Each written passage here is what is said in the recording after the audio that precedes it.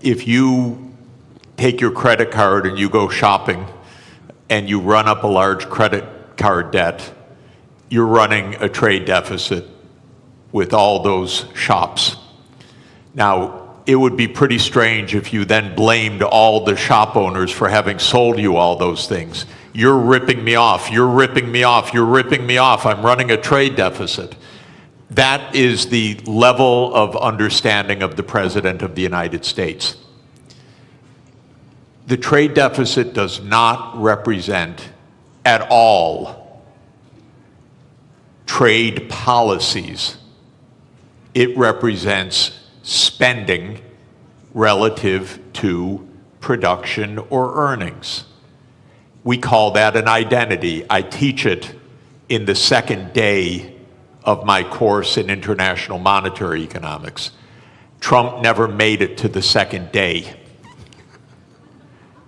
So he says, you're running a trade deficit. Look, they're all cheating me. But all that's happening is the United States is outspending its national income. And you can look at the national income chart. You can add up consumption and investment and government spending, and you could subtract off gross national product, and lo and behold, what will that equal? Not approximately, exactly. That will equal the current account deficit, which is the comprehensive measure of how much you spend on goods and services versus how much you sell in goods and services. So the United States runs a current account deficit because it spends more than it produces. Why does it do that? We have a big credit card in the United States. It's called the national government. The US government spends about $2 trillion a year more than it takes in revenues. What it's doing is making transfers to the American people and to American businesses.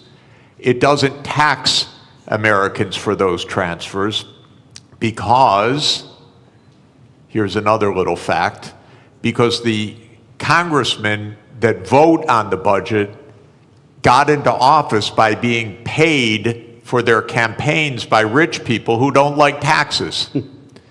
So the political system says spend, but don't tax us. So we run a chronic deficit in the United States. That spending goes out either as transfer payments or goods and services, and that's more than our national income, which is about $30 trillion, and our spending is about $31 trillion. And that's our trade deficit. And for that, Donald Trump blames the world. Okay, I fail him for this if he were my student. He's my president. It's a little weirder because when he did this, in 2 days, the world lost $10 trillion of market capitalization. By the way, where did it go? Did it get transferred from here to here? No, it got destroyed. Why destroyed? Because trade, something also the President of the United States doesn't understand, is mutually beneficial. So if you stop trade, everybody loses. It's not that one side wins, the other side loses. He cannot understand that concept as a guy that traded real estate in New York. So his idea is somebody had to win, somebody had to lose. But what happened when he made this announcement was $10 trillion was wiped out worldwide. It's not that the US went up and they went down. No, everybody went down. Because the whole world system is based on a division of labor, and he's breaking that division of labor into pieces. So then people said, this doesn't make sense. Even the very rich people that gave him the money for him to get into office started saying this doesn't make sense. The hedge fund managers who were his big campaign contributors. Elon Musk, who paid for his election, became prime minister. He said this doesn't make sense. And then the markets said this doesn't make sense. Not only $10 trillion, but as the finance minister said, interest rates started to rise because people began to dump U.S. Treasury debt. The safest thing in the world, apparently. So, interesting what happened. It's not quite true that he reversed things. First, he left on this 10% tariff, except for one country, for China, 145% where he on some raised products. the tariff rates. That's because the United States has a deep, neurotic attachment to China. The U.S. political system hates China. Why? Because China's big and successful. And so that the U.S. hates. It's a rival, it's a competitor, and so this is the one thing he left on. Now he's going to mess up everything with this too, because in a trade war between the U.S. and China, China wins. China does not depend on the U.S. market very much. It's about 12% of China's exports. China will do just fine. It's just dumb policy. There's no more, sorry to say it, there's just no more explanation to this than that. It makes no sense. Now, it raises, if I could, just one last point. How can this happen when it makes no sense? And that, people should understand, we are in one-person rule in the United States. Our political system is in a state of collapse. What President Trump did is an emergency decree. Everything he does is an emergency decree. Literally, you can go on to whitehouse.gov and then follow the menu to executive decrees. And there are dozens of them. And each one starts the same way. With the powers invested in me as President of the United States, I hereby declare A, nonsense, B, nonsense, C, nonsense. Because he's king. Those powers are not invested in the President of the United States. They're invested in the Congress. You read Article 1, Section 8 of our Constitution. It says that all duties originate with the Congress. And specifically in the lower house, all legislation has to start in the House of Representatives. But the U.S., starting in 1945 after World War II, became a military state to a large extent. And so it sprinkled in its legislation emergency, emergency, emergency. And Trump doesn't have to prove anything's an emergency, he just has to say something's an emergency. So suddenly the trade deficit became an emergency, and on that basis he issues a one-person rule. Even his aides don't know what he's doing. You raise one final interesting issue, which is that the market recovered about $4 trillion when he reversed. Anyone who knew that 5 minutes before made billions. This is not the cleanest government in the world, I can tell you. I'd be hugely surprised if some people didn't know just a bit ahead of time, starting with members of the U.S. Congress, by the way. Look, we'll get into the more general issues about protectionism and the end of globalization, question mark, in a minute, but I think what's happening and the directives coming from the White House is such a perfect example of what this panel is about. I'd just like to stay on this just for a few more minutes. Minister, is protectionism always a short-term aim And does it always come at the expense of the longer-term gain? Donald Trump hasn't said it in public, but apparently in private, during his first term, he was asked about the problem of the US national debt. And his answer was, I don't care because I'll be dead by the time it's a problem. And apparently that's also his approach to the climate crisis. So is this protectionism coming from the White House a short-term fix which is going to hurt America in the longer term in terms of how it grows? It's not a fix. It's apparently a quick fix, but it's fundamentally flawed, as Professor has very clearly stated. Look, protectionism is nothing new. If you look at post-global financial crisis, the number of annual trade restrictions have gone up dramatically. In fact, like last year, there were over 3,200 trade restrictions. That is almost 11 times higher than what it was pre-global financial crisis. So this has been a trend, but what we have seen over the past week or two is clearly a new level. This goes beyond some protectionist measures, trade restrictions. This goes into something, an all-out trade war. So that's really worrisome, because if you go back, again, if you look at 20 years to global financial crisis, global annual trade growth was 2 times world real GDP growth rate. So in a way, trade was the engine of growth. Mm-hmm. Now that engine has been slow. So if you look at post-global financial crisis, global trade growth barely kept up with real GDP, global GDP growth. So that's no longer really one of the kind of like a strong engine. But I think the way things are now, if current state of affairs is sustained, we may end up actually protectionism dragging global growth. It is not only growth, it's really, there are many, additional fallouts from this type of policies. Absolutely, yeah.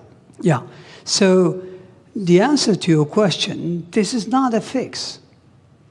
This is a fundamentally flawed, policy perspective. Obviously, countries have choice. They always have a choice. But we would rather, see world moving back to rule-based, multilateral framework, where everyone benefits. I think I agree with Professor. Over 1 billion people since 1990s have been lifted out of poverty, predominantly in Asia. I'm talking about absolute poverty here. And that's largely thanks to, trade and growth associated with that trade. So it is worrisome that we are now experimenting policies that may actually reverse some of these gains, which I think were very important. 1 billion people out of absolute poverty cannot be underestimated. It's quite significant. Now, admittedly, trade do cause geographic dislocations, but the solution is not protectionism. The solution lies more internal sound policies, structural remedies, but also you can deploy tax policy incentives and other things to address, dislocations in regions caused by, global trade openness. So it's not a level, but protectionism will create more inequalities. It will create bigger problems. Already you've got significant headwinds for global growth. Aging population, high global indebtedness, impending climate crisis. So protectionism is going to be yet another big blow to long-term growth outlook.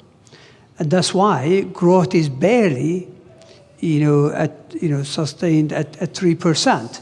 I think the risk is that we will move to a new era where per capita GDP growth will almost disappear if we continue down this path. Really interesting what you say about protectionism having fallout in other sectors, and we will get on to that, about how it might affect cooperation on the climate crisis, global health, et cetera, et cetera. But let's use one country as a particular example about how a nation can react to protectionism. So we have the US tariffs, which in 90 days will come into effect beyond the 10% that Donald Trump has placed. Let's take two rich countries. UK and Singapore will stay at 10%. Bangladesh and Botswana will both go up to 37%. Laos will be 48%. Syria will be 41%. Lesotho in southern Africa will be 50%.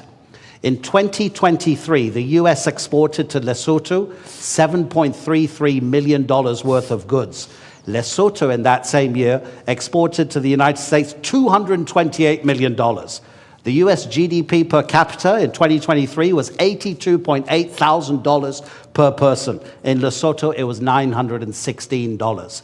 Gentlemen, how does a country like Lesotho deal with the protectionism coming from the US? Minister? Well, look, protectionism is an external shock, meaning it's not a decision by, the counterparty. It's essentially, so how do you deal with it? I guess you focus on regional integration, as an antidote of protectionism. So regional connectivity, regional integration would be one way forward. So, instead of globalization on a big scale, you focus on how you can deepen and broaden your ties with your immediate neighborhood or countries that are still willing to entertain rule-based trade. So I think that's the only way. Again, this is a major shock for many countries. I think global supply chains are going to suffer. This will lead to, already, I think the risk is that capital will be misallocated. Take us, take Turkey, for example. We are the world's second largest of white goods exporter. We need chips, basic ones, nothing sophisticated. We're not talking about 4 nanometers. We're talking about 30, 40, 70 nanometers. If we're worried that countries are not going to supply that, even though it may not be the most efficient way, we may have to go into a very large capex to see if we could produce them. We are good at something. Other countries are better at something. So we would rather trade. And this is a very simple, economics, theory. Everybody benefits. So I don't think, X country or Y country, there's not much they can do except to look at, ways in which they could mitigate the fallout from not being able to sell goods to the United States. But Professor, that takes a long time to arrange because, of course, the shock is immediate. You can't make deals that quickly, can you? I think the particular tariff rates that Trump announced last week that led to that financial bloodbath are not going to come back. So I don't think we're going to hear again about those numbers after 90 days. 90 days in U.S. time now is infinity. It's eternity. We'll never hear those numbers again. Where did those numbers come from? Something, again, so stupid you can't believe that any country would do this. But the idea is the following. As I said, if you want to know what your trade balance is, you earn some income, so you sell some services to somebody, and you buy things. And if you spend what you earn, you're in trade balance. Technically, you're in current account balance. Now, most of us, I work for one employer, my university. So I run a big trade surplus with my university, and then I run a pretty big trade deficit with the grocery store that we buy our groceries from, and if I have to buy shoes, I run a trade deficit with the shoe store, and so forth. Trump's idea, just to add to the craziness of it, is that you should run a trade balance with everybody, not an overall trade balance, but a trade balance with everybody. So you should sell a little bit, you should work a little bit for your shoe store, you should work a little bit for your grocery store, you should go around anytime you want to shop, you trade something. I'll write you an essay if you'll sell me shoes, and you make your living somehow trying to balance your trade with all of your counterparts. Well, this is insane. This is why we have a market economy. You don't have to have balance with every transaction that you do with somebody. But what Trump said was, oh, Lesotho, they sell us more than we buy from them. So they're cheating us. That's literally what he said. Literally what he said. Okay, is it completely delusional or rhetoric? It's delusional, okay? Just so you know. It's weird. But anyway, now, then he calculated a formula. Okay, Lesotho, we have to tax them by the amount to reduce the imports from them so that we have balance with Lesotho. And then they made some absolutely stupid formula that you would not accept in a first year, third week class. It came out of the US Trade Representative's office. They probably were told, do it overnight, the boss wants it. And then they came up with a list of tariffs, country by country, based on the bilateral trade balance. You cannot make this stuff up. This is not it used to be not a Mickey Mouse country, my country. But this is Mickey Mouse. This is not, and I apologize to Mickey Mouse. He would not do this. Mickey Mouse is smarter than this. So we are in a crazy land, actually, with this. Now, it stopped for a moment. We'll never hear those numbers again. I don't know what we'll hear in 3 months. God help us, really. Because it probably won't have to do with trade. It'll have to do with something else. But we can't normalize this as what's the rationale, how to negotiate, what to do. Of course, 60 countries immediately said, we'll rebalance with you. And the President of the United States literally used the language I'm about to use. I'm quoting him because otherwise I would never say this. He said, 60 countries are coming to kiss my ass. He said that in a public speech, the President of the United States. So this is, I'm sorry, I apologize. No, but it's presidential language. Yeah.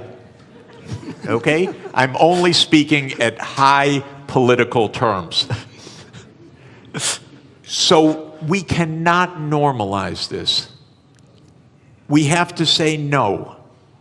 We didn't spend 100 years on 200 years, 207 years since David Ricardo put forward the idea of comparative advantage, okay? And we have been building the trade system since the ruins of World War II for 80 years. And we have been building the World Trade Organization, which the US led the creation of, I think it's fair to say, for 31 years. This should not be normalized to try to figure out what is the theory of this. And it's a more fundamental point, ladies and gentlemen. The United States is a rogue nation right now on many things, not just on trade, but on making Gaza into the US Riviera, on whatever it wants to say. It's a little bit of a rogue nation. For the world to hold together, the rest of the world has to say, we're not going down crazy lane. We're going to be responsible. We're going to go to the UN, we're going to go to the World Trade Organization, we're not going to get into this downward spiral.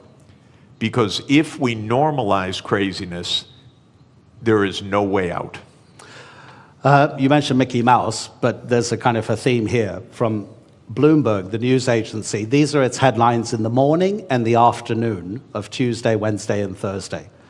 Tuesday morning, this is madness. In the afternoon, a clown show. On Wednesday, stocks keep falling. In the afternoon, could have been worse. Thursday morning, assessing the damage. Thursday afternoon, Trump blinks. Minister, and by the way, if I may, because it's interesting, because I'm living in this crazy world, the Secretary of Treasury then, with all deference to a person who has a very hard job, he says, this was planned all along when Trump dropped this. Can you imagine? He couldn't say anything else, though. Well, yeah, I know, but to hear this from your Treasury Secretary is not also reassuring, because all you hear is a crazy land rather than what we need to hear, which is rationality. Okay, so let's make it more general for the moment. And by the way, ladies and gentlemen in the audience, I'll give you a few minutes at the end if you want to ask our two panelists a question. We'll try to get a few questions in from the audience. So to broaden it out, Minister, as the professor says, and pretty much everybody agrees, protectionism doesn't make economic sense, because in the longer term, it's going to cost everybody. So what's driving increasing protectionism, not just in the United States, but in other nations as well? Because if it doesn't make economic sense, does it mean it then becomes a political statement from the person imposing that protectionism to almost appear as like a nationalist moment to bring people towards that decision maker politically rather than economically? Well, it's easy to explain. I think what is driving the current, what seems like a fundamentally flawed policies is, first of all, let's set the scene. I mean, there's a geostrategic competition between China and the United States. We know that. China has what it takes to become a superpower because it has human capital, it has state-of-the-art infrastructure, and now it's catching up in technology. United States consider itself as the hegemon power.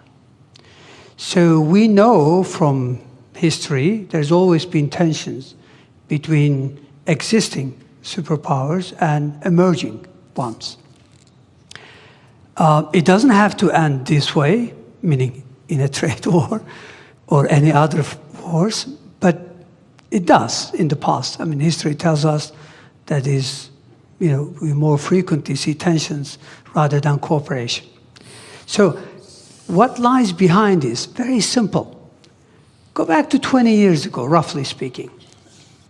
China accounts for about 8% of global manufacturing. Today, China accounts for more than 30% of global manufacturing. Who lost ground? United States, European Union, and Japan. United States clearly also sees this. Again, go back to 20 years ago and just visualize a world map. Which country commands as the main trading partner of the rest of the world? Maps are all over the place. Clearly, it was the United States 20 years ago. Today, it's China. Now, normally, the way you would respond, the way I would respond, is that, look, we need sound policies, structural reforms to regain ground. Instead, it looks like this rivalry, combined with lack of, obviously, clear understanding, is that it leads you to go after quick fixes. And quick fixes, which is also to do with populism, nationalism, is to blame others and is to present it in a simple fashion. The reality is you have to be more competitive. You have to invest in upskilling, reskilling your population. You have to invest in your infrastructure. And you have to, there's a lot of, there's a long list of homework. But those are politically difficult to deliver. They take time, and they're difficult. So structural policy has been lacking in most countries. And when you can't deliver structural transformation, then you rely on monetary policy to fix things. Monetary policy in many parts of the developed world have been doing the heavy lifting over the last couple of decades in the face of difficulties. So my point here is that I think we know what drives it is losing ground. But how do you regain ground? Again, the sophisticated way would be to do the right thing and deliver on reforms. The easy way would be to blame everyone else and come up with high tariffs as a fix. Let's see. Okay, so protectionism is also not helping your friends to concentrate more on yourself rather than the outside world. We know that the drastic cuts to USAID, the Agency for International Development, has already or is going to cost lives. Myanmar's recent earthquake, the Americans have been for decades maybe the most important first responder, sending hundreds of rescue workers. They sent 3 administrators. They didn't send a single rescue worker. They laid off recently some people working for the federal government on the US nuclear program. They realized very quickly within a couple of days that it was actually a national security issue, so they were told to come back to their office. The office said, sorry, they've been excluded from their federal emails, so we can't get in touch with them. So they couldn't re-employ them. Professor Sachs, when you were president of the Earth Institute at Columbia University, it focuses, I've got to read this from the notes. It focuses on sustainable development, this institute at Columbia, including research in climate change, geology, global health, economics, management, agriculture, ecosystems, urbanization, energy, water, everything that we need to live. So how does protectionism affect these kinds of relationships between one country and another country? Yeah, It's actually deglobalization. I want to answer that by continuing on with the brilliant explanation that the minister just gave about the hard stuff and the easy stuff. Yeah. So just to say, in American politics, the swing states in the presidential elections in the last 3 elections in particular have been the Midwestern states. So those are states like Michigan, Indiana, Illinois, Ohio, Pennsylvania, Wisconsin, Minnesota. These are states that can go either way. And those states did suffer a decline of employment in manufacturing, not only or even mainly because of trade, but also heavily because of automation over the last 40 years. I come from Detroit, which is Motor City, used to be, and I used to go when young on school field trips to see the assembly lines, and there were actually workers on the assembly line. But now if you go to an automotive plant, it's all robots, very, very few people inside. That's not because the jobs went overseas. In that case, that's because the assembly line itself became an automated phenomenon. So Trump is giving an answer to those swing states. It's China's fault. It's Mexico's fault. It's Lesotho's fault. What the minister said is really important, that when he said that trade benefits the economy, but it could hurt some sectors. And what you do is not stop the trade, but you make sure that you pull everyone along, maybe in a regional policy, or maybe in job reskilling, or maybe in some other kind of public investment or education policy. Here's where the U.S. really failed over the last 40 years. We let the inequalities widen and widen, partly because of automation, partly because jobs did go overseas, but for the right reason. They had comparative advantage in those jobs. Skilled people got better and better salaries. Lower skilled people had their living standards fall. The gap widened. By the way, not just the income gap, the life expectancy became 10 years or more. So many of our epidemics, so many of our social problems relate to this widening inequality. The United States political system didn't address it at all for 40 years. And that comes to what I mentioned, the corruption of the political system. When candidates of both political parties are paid by rich donors for their reelection campaigns, and both parties then become the agents of tax cuts and no really addressing the social conditions, you end up with a Donald Trump coming in and selling a pseudo explanation, it's all China, and selling a pseudo remedy, a trade war. What the auto workers are going to learn right now is they're going to lose jobs by even the tariffs that have been put in place, because we need the intermediate parts brought in from elsewhere. Now they face higher costs, and the United States can't compete at all with Chinese electric vehicles. The United States has basically handed China the electric vehicle market for the next 20 years. So did Europe, by the way. Europe delayed the transformation to electric vehicles, said we produce great internal combustion engines, we're going to continue to do that. The world actually needs electric vehicles because of the climate crisis. So all of this is to say the real hard work is to think ahead. Mm-hmm.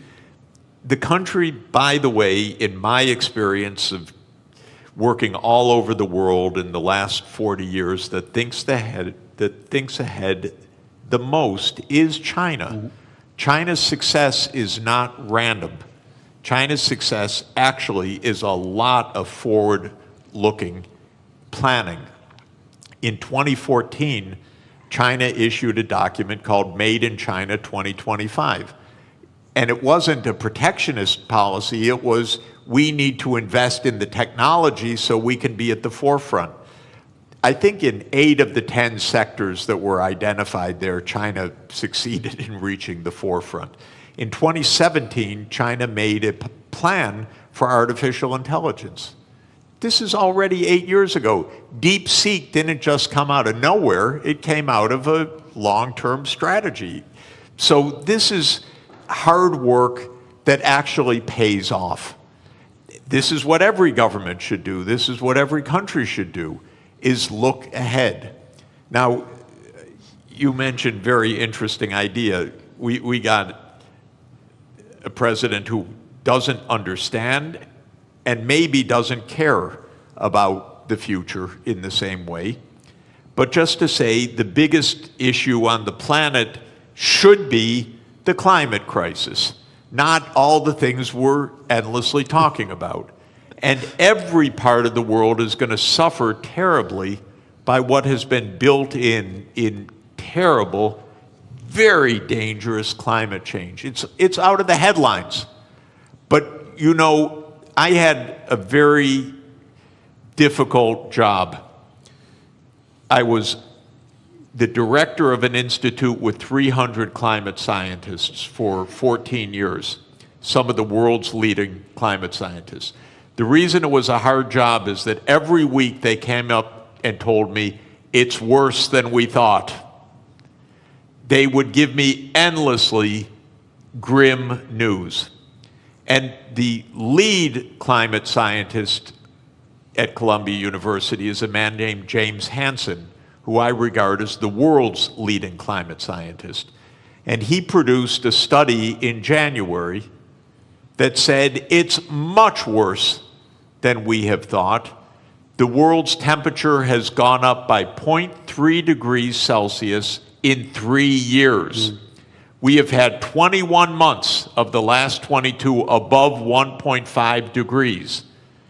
That's the new baseline, by the way. That's not because of an El Nino effect. That's the new baseline. We already blew the limit that we set 10 years ago in Paris that we said we would not exceed. We're already above it.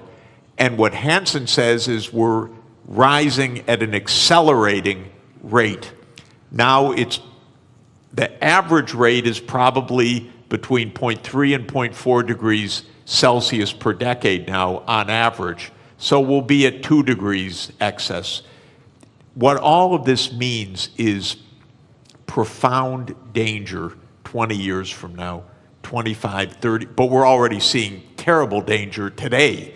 I don't want to minimize what's already happening. Los Angeles burned down, massive forest fires in Korea last week. It's everywhere. My wife and I are nonstop traveling. Every single place we go is some kind of climate crisis, literally. It's a drought, it's floods, it's heat waves, it's pest infestations, it's forest fires. And the sea level is going to rise by many meters, which is not great for Istanbul, by the way, and not great for coastal areas. It's very dangerous what is built into the system. Now, what is Trump's answer for this? Yesterday, King Donald issued an executive decree to bring back coal. It's willful destruction of well-being, willful. And that is, again, he pulled out of the Paris Agreement. What I'm hoping, ladies and gentlemen, is the other 192 members of the UN have to say, no, we're not entering a crazy land. We're going to take care of our future. Right now, I live in a crazy land. But the rest of the world has to avoid the crazy land, has to avoid normalizing this. I don't know if any of you saw it during the height of the coronavirus pandemic. An Australian artist, cartoonist, drew a cartoon which had the first tidal wave, kind of a tsunami of economic recession. There was a bigger tidal wave tsunami behind it, which was COVID-19, and then a huge one over both of them, which was the climate crisis. So get ready, I'll give you a chance to ask a few questions, but I just wanted to address one final issue to the minister. And I was getting a bit depressed, Professor, when you were talking about that. I tell my kids since they were born, they're now 21 and 19, live anywhere you want in the world, but don't live near the coast or near a river. The professor is saying that the climate crisis is going to be one of, probably I'm kind of, putting words into your mouth, Professor, that deglobalization, if it becomes more and more of a popular sentiment and policy, the climate crisis will be affected because of a lack of cooperation through deglobalization. Minister, what other big dangers do you see if the trend of deglobalization gathers pace? Well, as I mentioned earlier, in addition to the impending climate crisis, which could have a devastating impact on the future of humanity, I think we are faced with significant headwinds that already exist, but some of them could become more complicated. One of them is high global indebtedness. Mm-hmm. If protectionism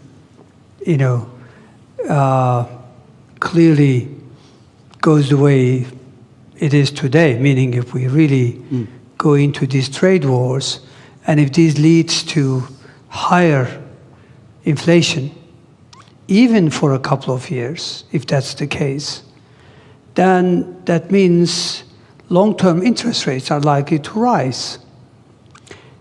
And if that is so, then many countries are already struggling to manage their debt service.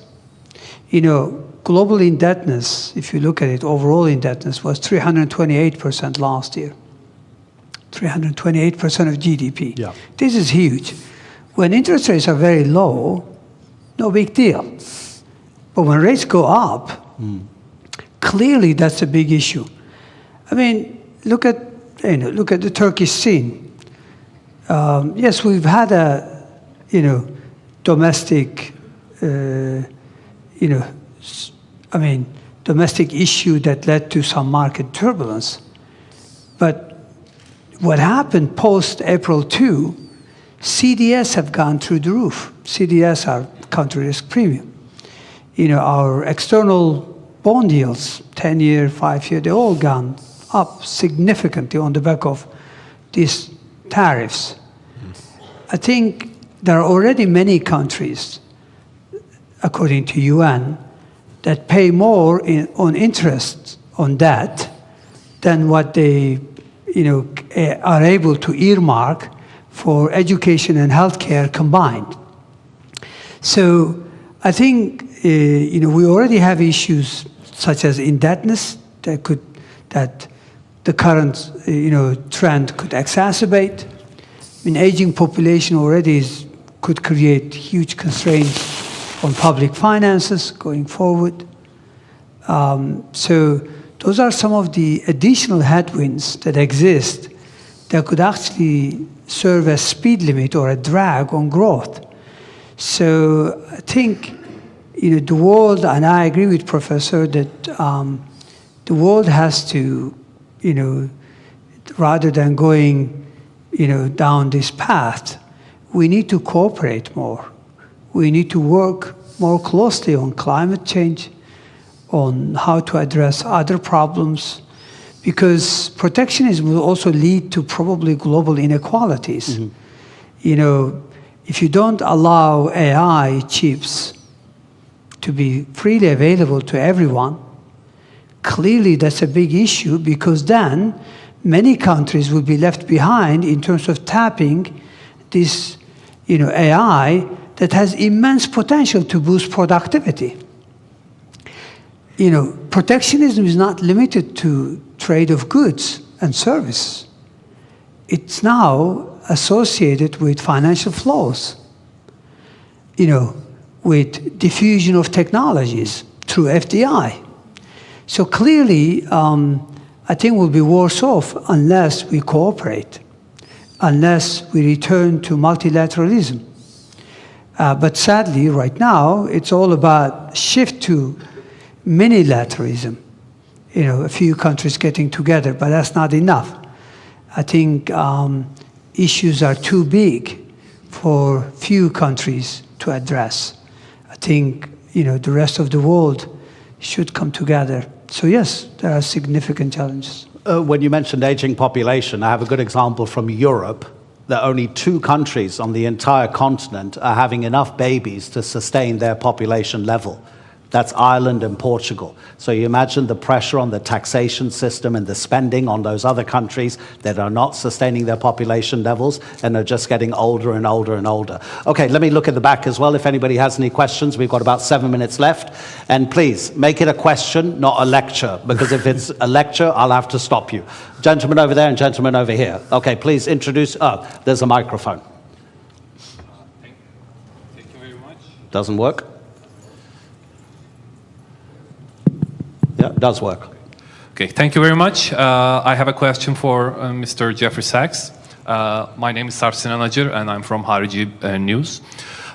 So you mentioned that we shouldn't look for a rationale behind the actions of Donald Trump, but just to be a devil's advocate, I just want to understand their point of view, which they mention, yes, trade deficit and the national debt of the United States, but also they mention the hard industries that left United States back in the day. So what I'm trying to understand is, if United States gets into a confrontation with global powers such as China or Russia or any other state, maybe even Europe one day, is it wrong for them to want their hard industries back, and this is their rationale to put these tariffs on? Because Donald Trump mentioned that we are buying cars from Canada that we could have been producing before. So is there a rationale behind, at least on the hard industry part? Okay, thank you. Yeah, in trade theory or trade concept, there is the national security rationale. So you may want to procure domestically to have an armaments industry. That's quite different from imposing tariffs on 150 countries in a completely arbitrary way. In fact, the right policy might be local procurement from domestic industry that has nothing to do with trade policy at all. So that is not an argument for what he's doing. But I would add one more point. We don't need an arms race, and we don't need a war. Actually, diplomacy is really cheap compared to war. That's why we're at the Antalya Diplomacy Forum, not the Antalya Military Forum. So if Trump really wanted to save some money, we have almost 800 overseas military bases in 80 countries. This is crazy. So if he wanted to save money and close the budget deficit, I would close hundreds and hundreds of military bases and leave all these countries at peace, because wherever there's an American military base, there's a big headache, believe me.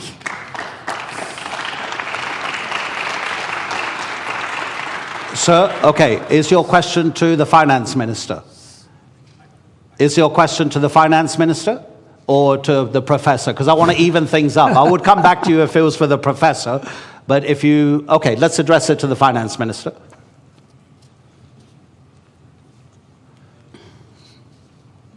1, 2, 1, 2.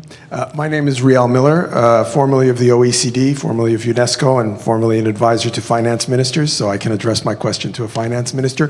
One of the things that's tremendously tempting, and it was really in part of what the last question was about, was the hard industries, right?